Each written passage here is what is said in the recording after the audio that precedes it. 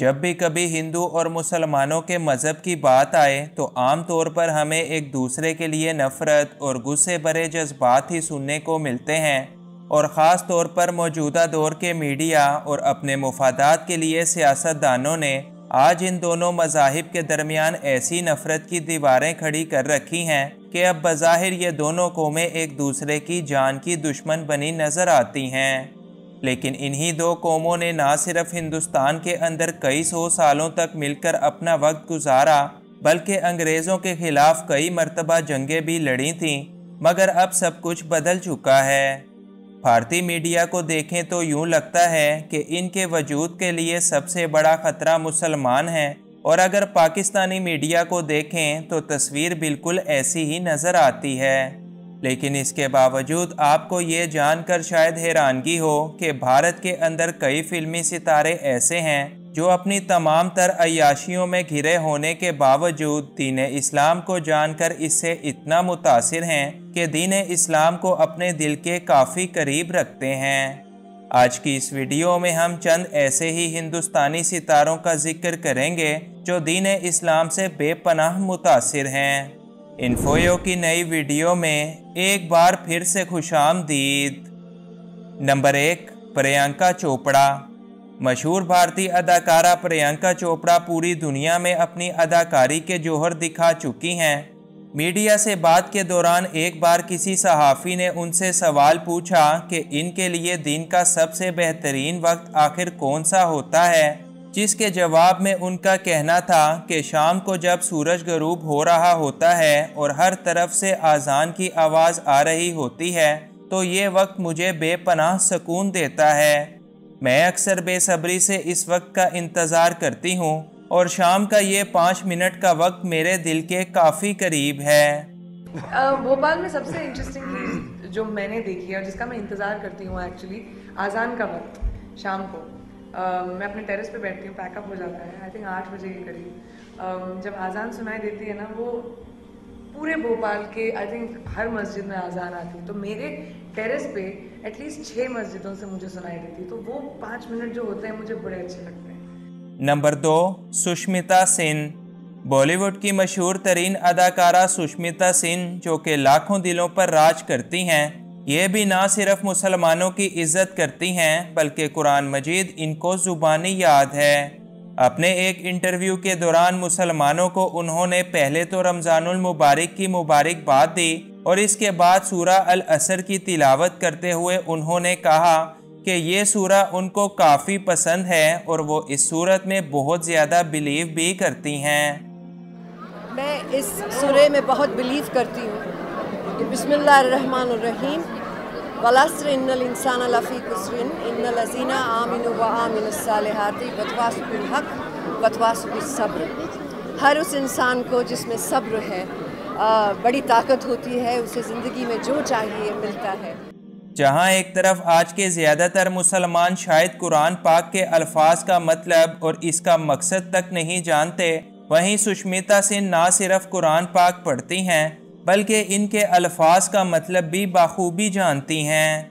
और इसके अलावा हिजाब के बारे में इनका क्या कहना है, आप भी सुन लें। If a woman chooses the hijab, sir आँखों पर, that's what she wants, she must be respected. Number 3, Amitabh Bachchan. Bollywood में बिग बी के नाम से मशहूर अमिताभ बच्चन ने अपनी सारी ज़िंदगी एक्टिंग करने में ही गुजार दी और लोग अभी तक इनके वैसे ही दीवाने हैं।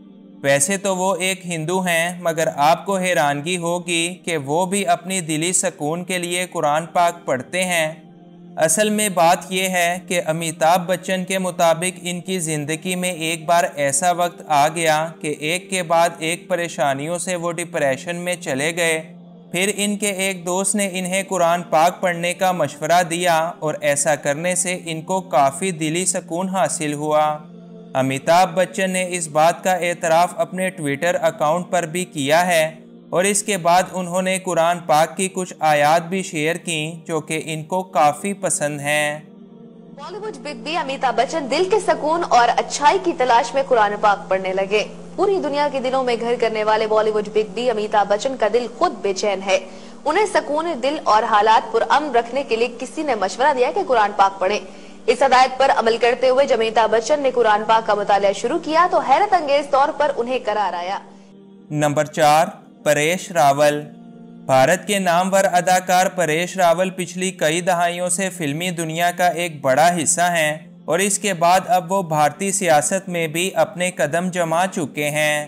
इनकी भी एक वीडियो इंटरनेट पर मौजूद है जिसके अंदर वो हिंदुओं और मुसलमानों के एक साथ मिलकर काम करने और अंग्रेज़ों के खिलाफ लड़ने के बारे में बात करते हुए कहते हैं कि मुसलमान कौम अपने अल्लाह के सिवा और किसी से नहीं डरती। ये कौम अपने नबी करीम सल्लल्लाहु अलैहि वसल्लम की इज़्ज़त करने वाली और इनसे डरने वाली कौम है, लेकिन बदकिस्मती से ये जज्बाती बहुत हैं और इसी चीज़ का फ़ायदा उठाकर इनको हिंदुओं के खिलाफ लड़वा दिया गया है और आज ये दोनों कौमें एक दूसरे की सख्त दुश्मन हैं। मैं कहता हूं कि इतनी टेरिफिक कौम है, इनको साथ में लेने के बजाय कांग्रेस ने ये किया है, डिजाइन किया है कि इसको अलग रखो। और मैं एक बात बता दूं, ये कौम सिर्फ अल्लाह से डरने वाली कौम है, किसी के बाप से नहीं डरती ये कौम। ये सिर्फ अपने नबी करीम से डरने वाली कौम है जी। लेकिन उनको ऐसे, क्योंकि क्या है, जज्बाती बहुत है जी। नंबर 5, राजपाल यादव। बॉलीवुड के कॉमेडी किंग राजपाल यादव को कौन नहीं जानता। वो एक लंबे अरसे से अपने मदाहों को एंटरटेन करते आ रहे हैं और मज़हब के एतबार से आप भी एक हिंदू हैं और हिंदू मज़हब में चूँकि बहुत सारे खुदाओं की पूजा की जाती है, लेकिन राजपाल यादव का कहना है कि मैं इस बात को मानता हूँ कि असली सुपर पावर सिर्फ एक ही है जिसने पूरी कायनात को और हम सब को बनाया है और वो सबसे ज़्यादा ताकत रखता है। जब से मैं पैदा हुआ हूँ तब से मुझे पता लगता है ये सुपर पावर है, ये सुपर पावर है, ये सुपर पावर है, ये सुपर पावर है। लेकिन आज मैं बहुत विश्वास के साथ कह सकता हूँ दोस्तों कि सुपर पावर तो एक ही है, जिसने ये आंखें बनाई, जिसने ये मुंह बनाया, जिसने हमारा वंडरफुल शरीर बनाया। इसके अलावा अगर हम बॉलीवुड के सुल्तान सलमान खान की बात करें तो अपनी ज़ाती ज़िंदगी और तमाम तर अय्याशियों से हटकर वो भी दीन इस्लाम से प्यार करने वाले और आज़ान का एहतराम करते भी दिखाई देते हैं। यही वजह है कि सलमान खान भी ना सिर्फ खुद आज़ान खामोशी से सुनते और इसका एहतराम करते हैं, बल्कि किसी लाइव प्रोग्राम और इंटरव्यू के दौरान जब कभी आज़ान की आवाज़ आ जाए तो वो इस प्रोग्राम को रुकवा कर सबको खामोशी से आज़ान सुनने को कहते हैं, जिससे इनकी भी दीन इस्लाम के साथ मोहब्बतों का पता चलता है। You know, the challenge every year is to